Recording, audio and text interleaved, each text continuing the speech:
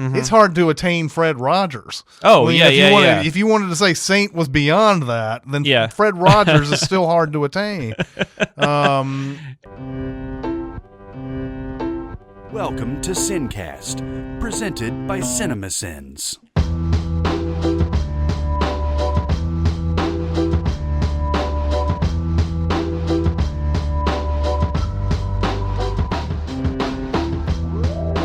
All right, everybody, welcome to the SinCast. This is Chris Atkinson from Cinemasins, joined by Jonathan Watkins from Cinemasins. Hello, hello. And today we'll be doing a mini-pod. Mini-pod? I got nothing.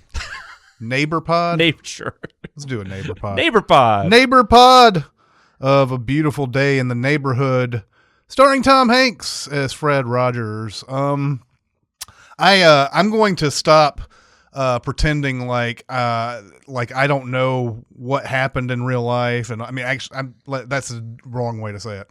I'm going to stop I'm going to stop saying that I don't think something happened in real life anymore. Yeah. After Ford v Ferrari, and everybody came back and said, all that stuff that we thought was weird actually happened.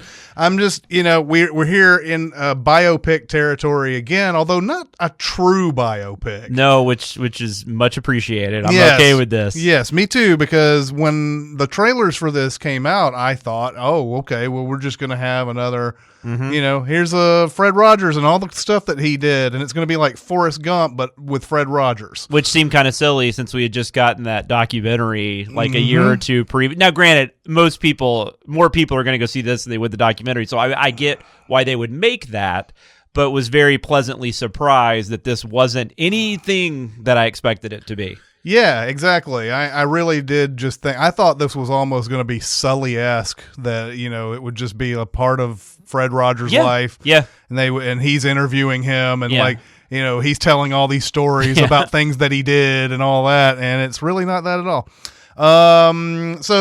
We have Matthew Rhys, who everybody knows from The Americans, I guess. Yes. I've never seen the show. I think I saw maybe a couple episodes early on, but I've never just sat down and watched it. I know I need to. I've just now invited everybody on Facebook to tell me that I need to watch The Americans because I know that it's a great show, but I haven't seen it. He's on it. He plays Lloyd Vogel, a writer for Esquire. Yep. And he is sort of at he's at a crossroads somewhat. He's just had a kid. His sister is getting married for a third time. Yeah. And his father has come back, played by Chris Cooper. His father has come back into his life sort of through that wedding. Yes. And they are not on speaking terms. There's something that has happened in their past that he's not forgiving him over. And writing wise, it doesn't look like he really, I don't know if he's not inspired or whatever, but Esquire tells him, you're going after Fred Rogers. You're going to talk to Fred Rogers. I don't know what the reasoning is. It sounds almost like maybe it's because everybody he's ever interviewed, they've come off looking bad or something. Yeah, that was part of what the editor says, because they she says they're doing a profile on heroes, and he was apparently the only one that would agree to be interviewed by him. Mm-hmm. And he's tasked to do a 400-word article. Yeah, it's a puff piece. Which somewhere along the line turns into a much bigger thing. It does. And I don't know if I heard the reasoning behind that in the movie, but it starts off as a 400-word thing, and then it's a big, huge... Yeah, and I mean, I think, and they kind of showed this a little bit in the trailer, I think he's having a really hard time believing that Fred Rogers is who he says he is, and so maybe he's lobbied for it. He wants to dig a little deeper, and then I mean, I will say that is one thing. The movie, there is one scene with him and his editor where she's like, no, you're just doing this. This is just a little piece that just needs to be in here, and we don't see much about it after that. But he clearly goes and takes his own initiative after that point and does his own thing with it. Yeah, there's a part in there towards the end of his initial visit where he sees Fred Rogers doing one of his many voices through the puppets that he's doing on the show. and it's a great little scene where the camera is just focused on Hanks while he does this, and he's just completely into his character and everything, and doing this the whatever way he wants to, and that's when the writer's looking at him like, is this for real? Is this really the thing? And that's why he comes back and asks his editor about doing a bigger thing, I guess. So yeah, it's basically that. And so Mr. Rogers is known to many of us as this ultra positive, everything is sort of okay. He always gave great messages about your life and taught you that at a young age. Yeah, and wasn't afraid to tackle stuff like death and divorce, and he tackled a lot of subjects like that on his show, which, I mean, as a kid, I don't know that I really realized that, but as an adult looking back, you're just like, wow, that's insane that, he was able to do that, and he did it well. Yeah, and in this case, it's he's working his magic on an adult, a full-blown adult. Like, you may think that there's nothing to learn anymore, but this is what the relationship is between these two. And it's that's the story essentially. The main character is Lloyd Vogel. It's not Fred Rogers. Exactly. And they let you know that pretty early. I mean, early on. I mean, the opening thing is Mr. Rogers' show, and he's going to tell you the story about him meeting Lloyd and what that has, like how that affected how he helped Lloyd. Yeah. So I guess before we get into spoilers, what is your grade? So this movie could have really gone two ways. Like, this movie could have been super schmaltzy, or it could have been really, really cynical. Mm-hmm. And it somehow finds that middle ground. I thought this was pretty outstanding. Yeah. And I don't know, some of that might have been, it wasn't what I was expecting. So I was a little overjoyed that it wasn't just like a straight up biopic. Mm-hmm. But yeah, I really, really liked this movie. I mean, I'm going to give it an A. Okay, great. I'm going to give it a B plus. Yeah. I don't know what would make it an A for me. Yeah. Because it's essentially around that area. Yeah. But I felt like there was something lacking, and I can't quite put my finger on it. Yeah. But I really like this too. I think this is you're right. This could have been a real cynical type movie, and especially today, like in today's age, like this could have been super cynical. And it is at times. I mean, Lloyd is definitely a very cynical person, but somehow it finds that middle ground. I don't know how to explain how it does it, but it does. I guess part of me feels like that if you take the Fred Rogers out of the equation, we've seen this movie before, maybe. Yeah. Even it's funny, there are some certain elements of the movie Nothing in Common in this. Yes, I could see that. Not that Lloyd Vogel is like going around sleeping with like tons of women or anything like that. But the idea that he's got this father he's estranged from, the father cheated on his mom and all that, and left them and all these things we've seen. And Nothing in Common obviously isn't the only one that's ever done that either, but it's just like I feel like I've seen this sort of family drama before. When you insert Fred Rogers into it, there's a certain magical quality to it that they're adding, but it's still the same kind of movie. But anyway, I give it a B plus. I think it's solid. I think it's very good for sure. Yeah. Let's get on to spoilers. No spoilers. Kevin Spacey is Kaiser Soze. Miss Luke's father is actually Darth Vader. She's the sister and the daughter. They just No. I'm reading the books.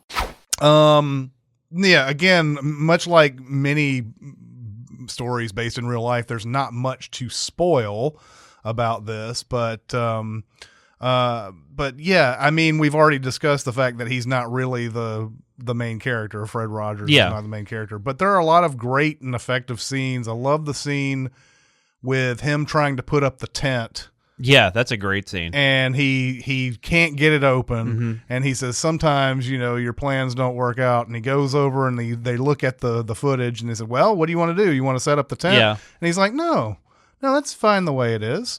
And he I think Vogel is like, "Why would you do that?" Yeah. He's like, because kids have to learn that there's sometimes, even when you make a plan, it doesn't come to fruition. Yeah. And so like, even adults have these problems. Yeah. I love that scene a lot. I agree. No, I totally agree. That might have even been, because I think that might have been around where I'm like, okay, this is doing something different than I thought it was going. This is going in a different direction than I thought it was going to go. But yeah, no, that's a perfect scene, and I think Tom Hanks.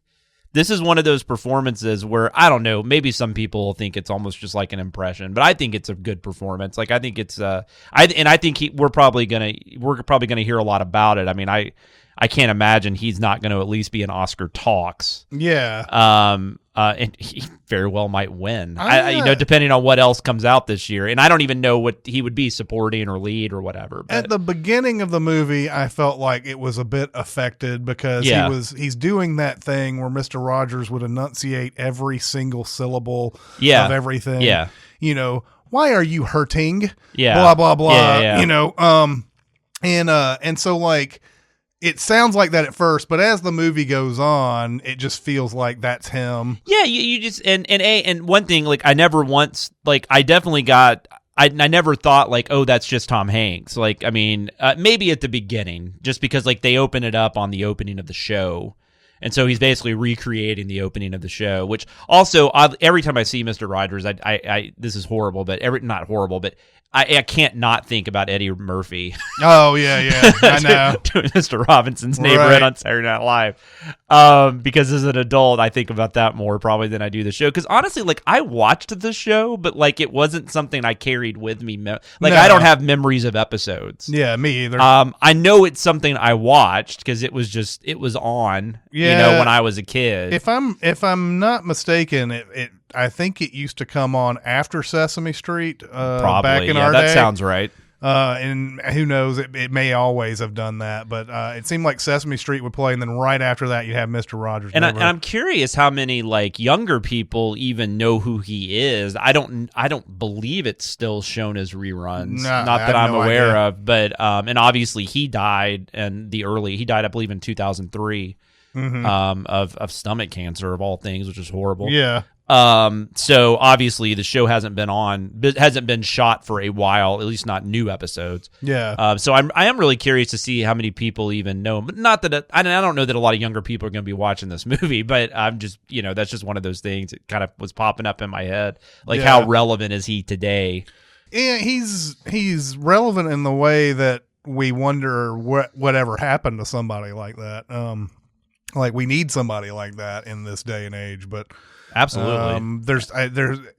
He is sort of, they try to do this thing in the movie where his wife is like, don't make him a saint because, it makes it, I'm trying to remember why it makes it like not an attainable goal. Basically. Like, you couldn't be like him if he was a saint. And the problem is that even though she says that, and even though you could take that philosophy, there's nothing other to think about him other than he's a saint. Yeah. Yes, they allude to him getting angry or whatever. That would have been nice to actually see. It would have been. I mean, we do get to see, because she would. Is that the scene where, I believe that's the scene where she makes, because she's the one that tells him that he just has ways he deals with his anger. He swims and.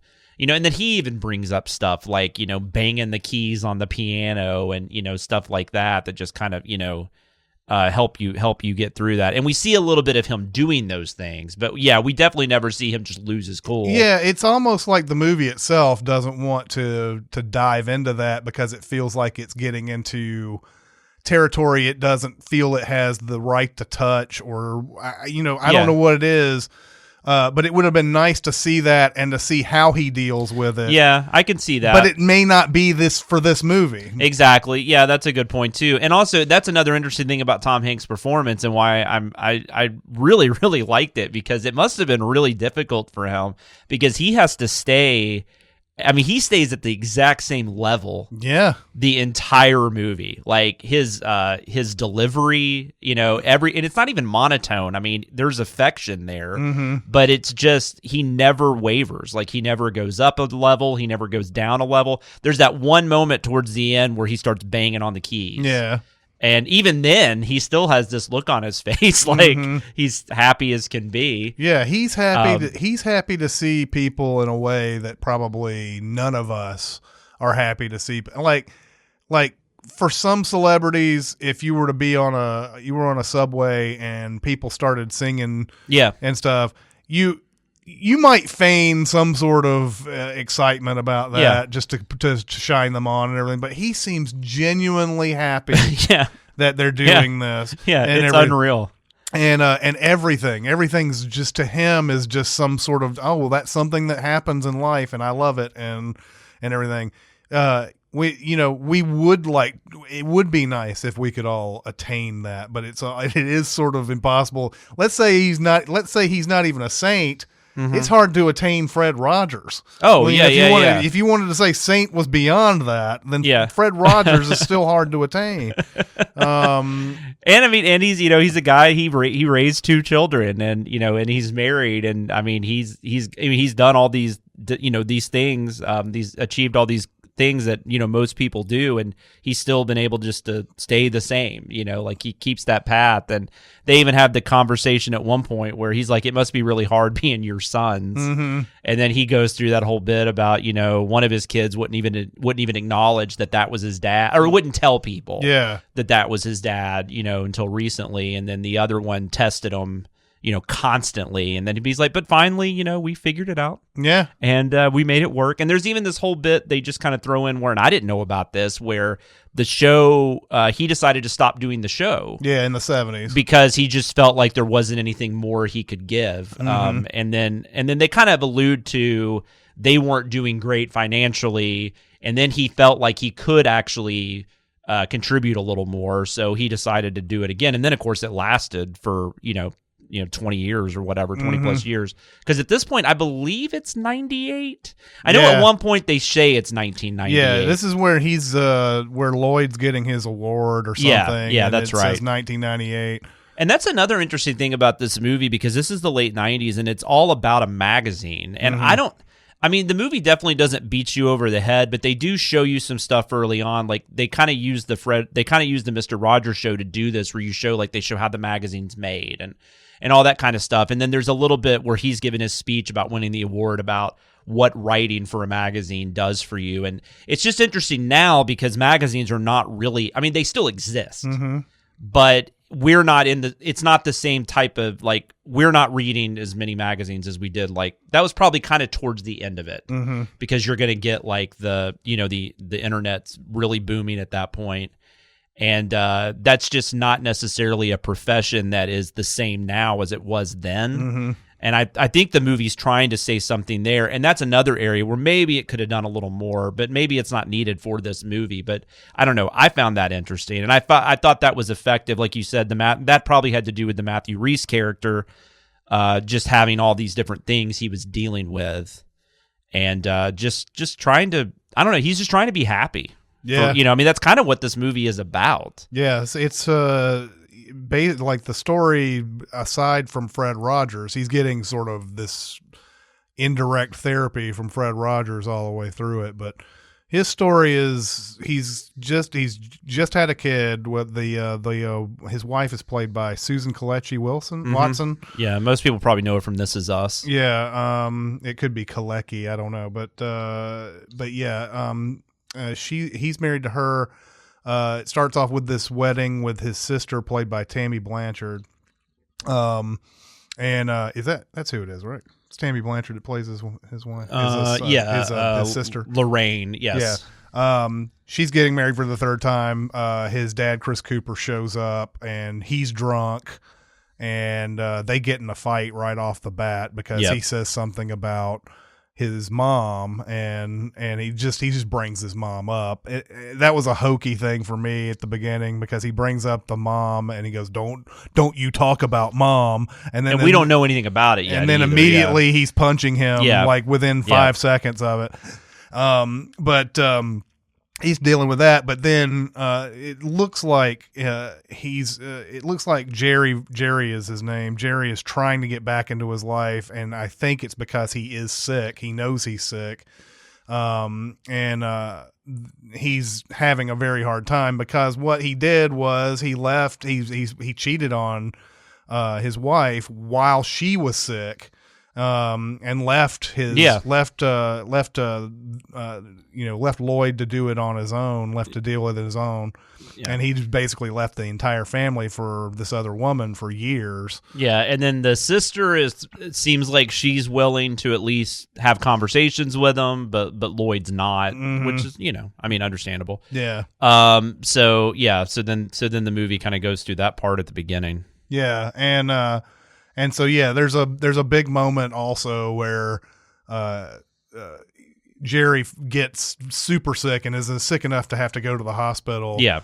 And Lloyd is still writing his article, and he decides to leave his dad and leave his wife with his dad essentially, and say I'm going to finish this writing. And she goes, you can do this anytime. This may be it. This is not the time for you to do this. Yeah. And he goes anyway.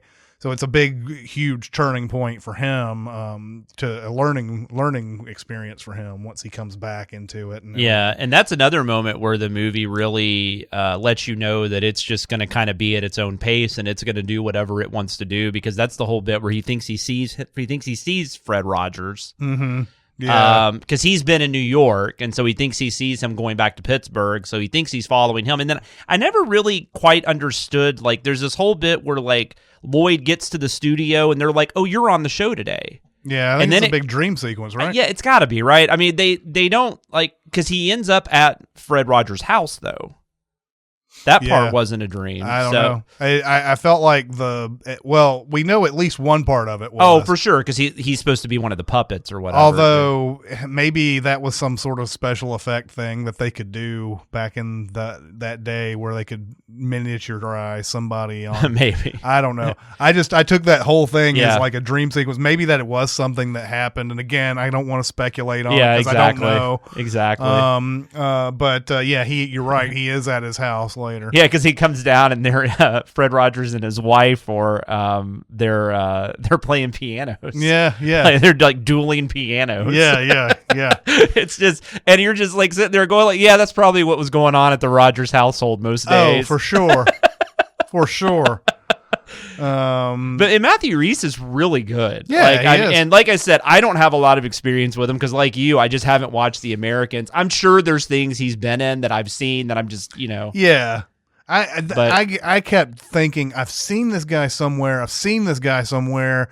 and then I find out that the main thing he's been in is The Americans. So I was like, well, what is the one thing that's making me, what makes me think I've seen him before? I mean, I'm sure I've seen like commercials, previews, but like, there seems like there's something that I've seen him in, and that was one thing that kept going through my head. And he's, interestingly enough, he's going to be playing. They're doing an HBO Perry Mason series, and he's going to be playing Perry Mason. So, okay. But considering it's HBO, I'm actually really curious about that. And he was really good in this. But I think he does. I think he gives a really good performance. I think it's very effective, and I think it is a role that could have been very generic. Mm-hmm. And I think he probably gives it a little more heft.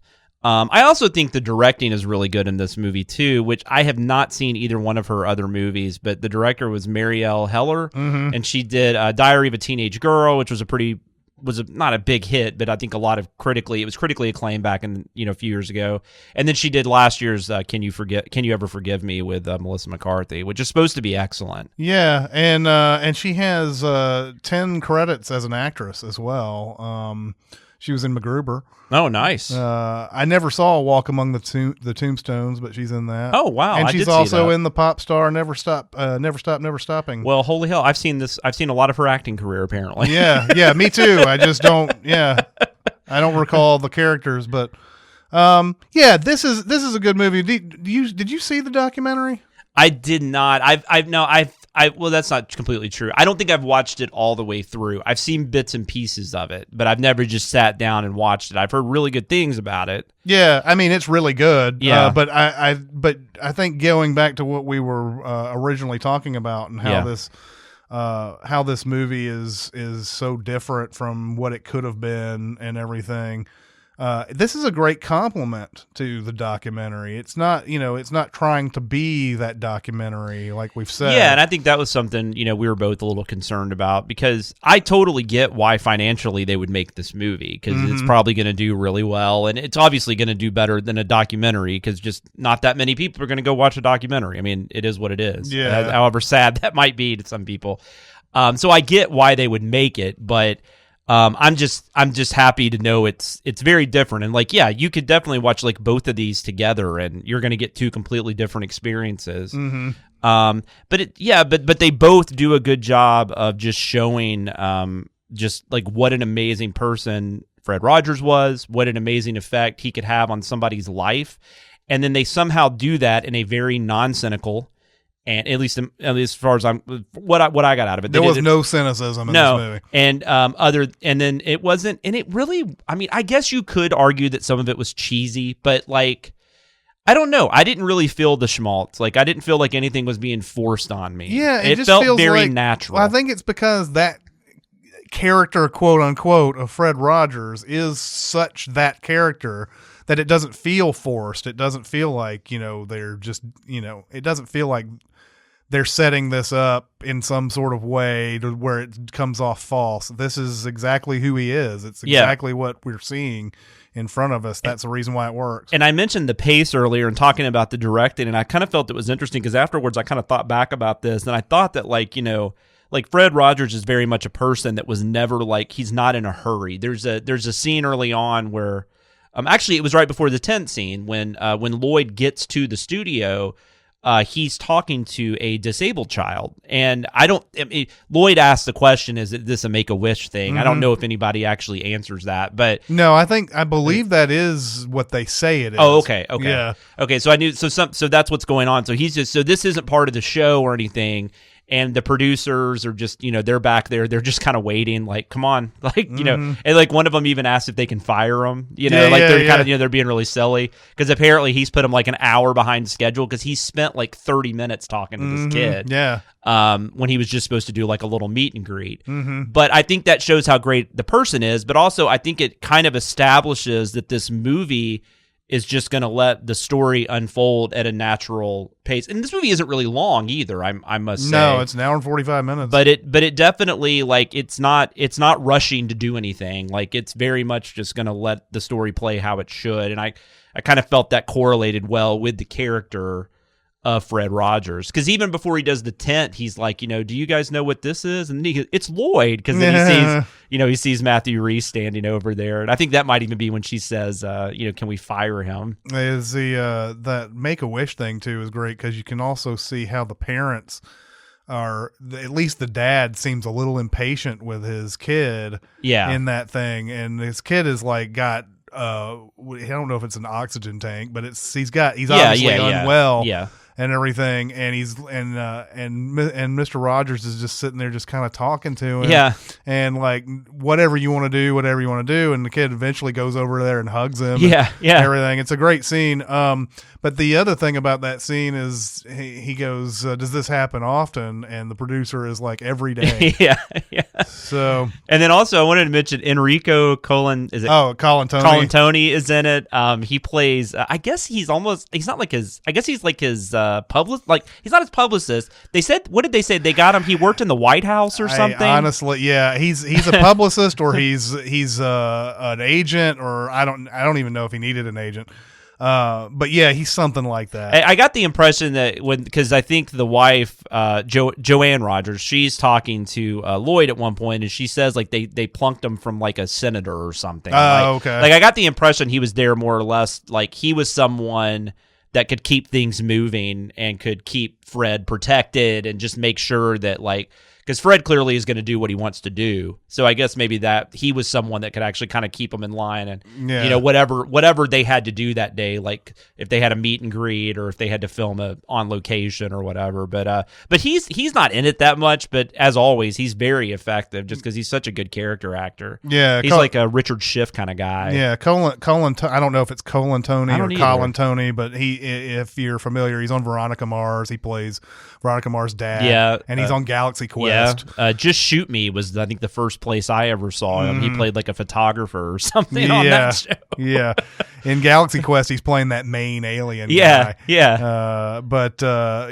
He is great. I love seeing him pop up in movies randomly like that. Yeah, I do too. Yeah, he's like I said, he's kind of like that. I don't know, somebody, but he's always fun to see. So it's a really good cast. I mean, Christine Lahti's in it too. She plays his boss, and then Wendy McKenna plays Chris Cooper's girlfriend. Or why are they married? I can't even remember if they're I don't know. I think they said engaged at one point. Yeah, they've been together for a long time. Yeah, 15 years. Yeah. So Christine Lahti is one of those actors that's I think legendary amongst other actors and everything, but like not very many people like outside of the acting are like you're not going to hear people on the street go Christine Lahti. That's great, but she's awesome. She's one of those like actors. People. Yeah, she's great. And the thing I remember her from, we were talking earlier, although I said ER incorrectly, it was Chicago Hope. But I just remember like in the 90s, like she was always one of those like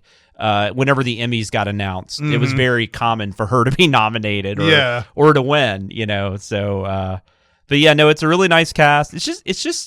It's a really nice movie. And it is possible that like when I watch it again, maybe I'll go down a little bit. Yeah. But at least for right now, seeing it last night, it was like, and I even tweeted last night, like, I didn't know how much I needed to see this movie. Because it just really does put you, I mean, it is kind of sad, but it does put you in a mood that is sadly not as common on an everyday basis, and not to get too much into all that. And I'm not even talking about outside. I mean, there's a lot of stuff going on within just the movie world that's hard to not be cynical about. Yeah. So just to see a movie that wears its heart on its sleeve like this, and it's not afraid to do that, is crazy. Like you just don't see stuff like this anymore. It's very true, and may never again, because it's hard to have these kind of people show up and are in the public eye, and can have that kind of reach and everything. I'm sure there are people like Fred Rogers out there. They're just not in the public eye. And I mean, Tom Hanks is actually probably a close copy of that. I mean, as far as our actors today and stuff, I'm not saying like he's never done a show like Mr. Rogers, but I'm just saying he's kind of become like at least we don't know of anything he's done. I mean, he seems like a pretty straightforward guy. He seems like a really good guy, and we just don't have that many actors like him anymore. Yeah, and I mean, he's in his 60s. Yeah, so I don't know if this podcast will come out after the main SinCast or before, but I do think it is funny. I've mentioned this on this one that's coming up that we haven't released yet, but it might be released by the time this one is released. That it is funny that in The Burbs there's a scene where he's on the bed watching TV and Mr. Rogers is on. I totally forgot about that. That's right. I think it's really cool that stuff like that. I don't even know if you go back to 1989, did they choose that because Hanks was a particular Mr. Rogers fan, or was it just a random thing that happened? And now 30 years later, he's playing Mr. Rogers. Because I think he also watches like Texas Chainsaw Massacre. Oh, he does. Too. Yes. He does. But no, you're right. I completely forgot about that. Yeah, Mr. Rogers is one of those shows that would pop up. It's in Poltergeist. Like I remember, like when they're fighting over what channel they're going to watch on the TV. I mean, it was a very common. Just everybody knew who Mr. Rogers was, especially in the 80s. Yeah, and probably 70s. But I'm glad that there's going to be a lot of people that maybe don't know who he is or don't have a lot of association with him. That are going to watch this. I don't know. Like, I mean, we're just on Friday recording this, so it just came out last night. It's going up against Frozen 2, but I have a feeling this is going to make some money. Like, I think this is going to do pretty well. Yeah, you have a nice little holiday movie here. Essentially, I mean, it's nice. You can take the family to it. I don't think there is one swear word in No, this movie. I mean, it's not really violent. I mean, it definitely. I mean, there's like we talked about the fight with Lloyd and his dad, and it does deal a lot with sickness and things like that. But no, I think this would be great for, especially if you have older kids. I think if they end up making like 60, 70 million on this, Yeah. they'll be happy with that. And I would think so. That sounds like around the ballpark of where I would put this. At least domestically, and I don't know how Mr. Rogers plays worldwide either. So Yeah, I don't know. It may not be much more than that. Because if I remember correctly, the documentary did pretty well. Like, I mean, for a documentary, it didn't. So, I mean, if you translate that to a movie with Tom Hanks, Yeah. and getting a big holiday release, are you looking that up? Yeah. I'm curious to know, actually. Yeah, I mean, documentaries don't make much. Exactly. So, it made $22 million. That's a good Oh documentary. yeah, that's actually pretty exceptional. Yeah, and worldwide it made $22 million. So Okay. it didn't go beyond America. It doesn't appear like Gotcha. it doesn't appear. But anyway, so yeah, this is good. I Yeah. would say if you're a big Mr. Rogers person, you want to see something really positive in your life, go and watch this movie. It's good. I don't think there's any. Yeah, I mean, unless you just really hate movies that just oh my God, he's so nice. How is he so nice? What an asshole. That's the only way you could hate this movie. I agree. I totally agree. So, all right, go to SinCast presented by Cinemasins on Facebook. If you want to talk about this, you can also go to SoundCloud, Reddit. We have a Discord. We have Cinemasins Twitter, Music Video Sins Twitter. Jonathan? Yeah, you can talk to me on Twitter at @SamLoomis13. We also do have TV Sins Twitter, and you can hear me every week on Behind the Sins with Aaron Dicer and Danae Hughes. All right. Well, that'll do it for this mini-pod. It's Chris Atkinson and Jonathan Watkins. We'll see you next time. Thanks for listening. Comment on our episodes on our SoundCloud page. Check us out on YouTube, Twitter, Facebook, and Reddit. And be sure to visit cinemasins.com.